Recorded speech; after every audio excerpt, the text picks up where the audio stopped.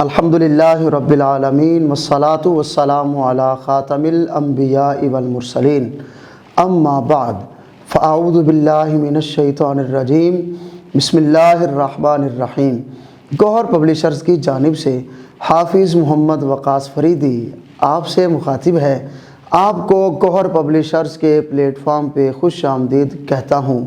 Our motto is redefining the geography of education through digital resources for conceptual learning۔ عزیز طلبہ، آج ہم گوہر اسلامیات class 5 کے باب ہفتم کا دوسرا اور اس کتاب کا آخری سبق، اس سبق کے دوسرے حصے کو پڑھنے جا رہے ہیں۔ سبق کے پہلے حصے میں آپ نے درختوں اور پودوں کی اہمیت اور ان کی فضیلت کے حوالے سے سنا اور پڑھا، اور نبی کریم صلی اللہ علیہ وآلہ وصحبہ وسلم کی مبارک حدیث بھی سنی اور پڑھی شجرکاری کے حوالے سے۔ ایک اور موقع پر آپ صلی اللہ علیہ وآلہ وصحبہ وسلم نے بنجر زمین آباد کرنے اور اسے قابل استعمال بنانے کے لیے کاشتکاری کی ترغیب دیتے ہوئے ارشاد فرمایا، ترجمہ: جس کے پاس ضرورت سے زیادہ زمین ہو تو اسے اس میں کاشتکاری کرنی چاہیے۔ اگر وہ اس میں خود کاشت نہ کر سکتا ہو تو وہ اپنے کسی مسلمان بھائی کو دے دے تاکہ وہ اس میں کاشت کرے۔ صحیح مسلم۔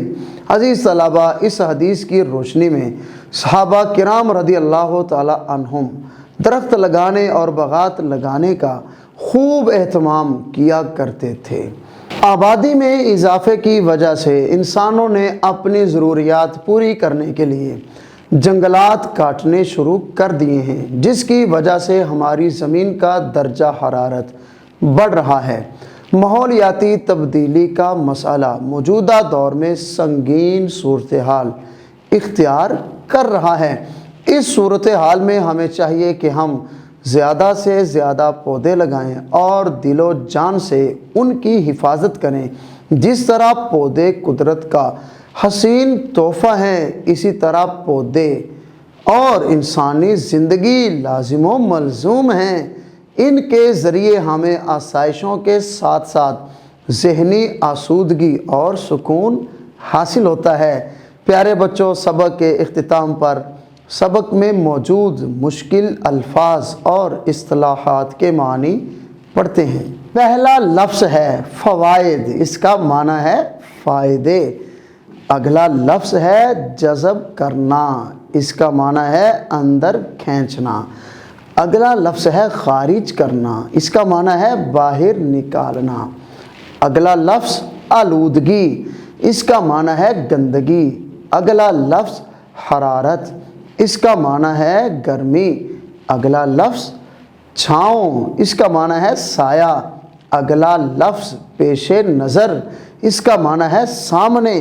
اگلا لفظ شجر کاری، اس کا معنی ہے درخت لگانا۔ اگلا لفظ روئے زمین، اس کا معنی ہے زمین کی سطح۔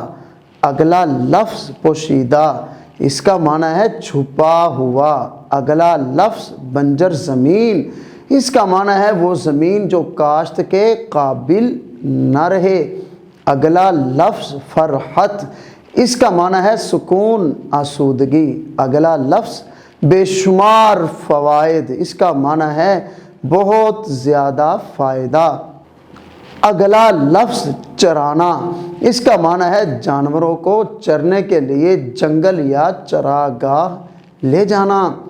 اگلا لفظ درندہ، اس کا معنی ہے پھاڑ کھانے والا جانور۔ اگلا لفظ مویشیوں، اس کا معنی ہے چرنے والے جانور، مویشی کی جمع۔ اگلا لفظ لازم و ملزوم، اس کا معنی ہے بہت ضروری۔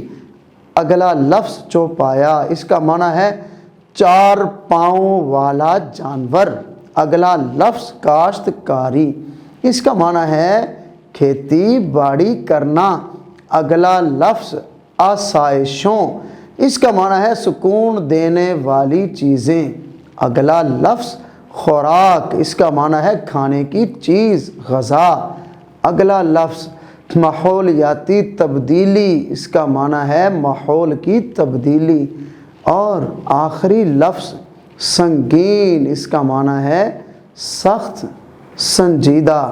عزیز طلبہ، ہمارا آج کا یہ سبق جس کا عنوان ہے پودوں اور درختوں کی اہمیت، اپنے اختتام کو پہنچا۔ اس سبق میں آپ نے قرآن مجید اور نبی کریم صلی اللہ علیہ وآلہ آلہ وصحبہ وسلم کی احادیث کی روشنی میں پودوں اور درختوں کی اہمیت کو پڑھا، اور یہ بھی پڑھا کہ پودوں اور درختوں کے انسانی زندگی پر کیا کیا اثرات مرتب ہوتے ہیں، اور انسانوں کو ان پودوں سے کتنے فائدے میسر آتے ہیں۔ ہمیں بھی چاہیے ہم پودوں کی حفاظت کریں، جہاں پہ کوئی مناسب جگہ سمجھیں وہاں پہ شجر کاری یعنی پودے بھی لگائیں، اور اگر کہیں کسی پارک میں کسی جگہ پہ پودے لگے ہوں تو پودوں کو ضائع نہیں بلکہ ان کی حفاظت کریں۔ اللہ تعالی ہمیں عمل کرنے کی توفیق عطا فرمائے۔ اپنا خیال رکھیے گا، والدین اور اساتذہ کا ادب و احترام کیجیے۔ اجازت دیجیے، اللہ حافظ۔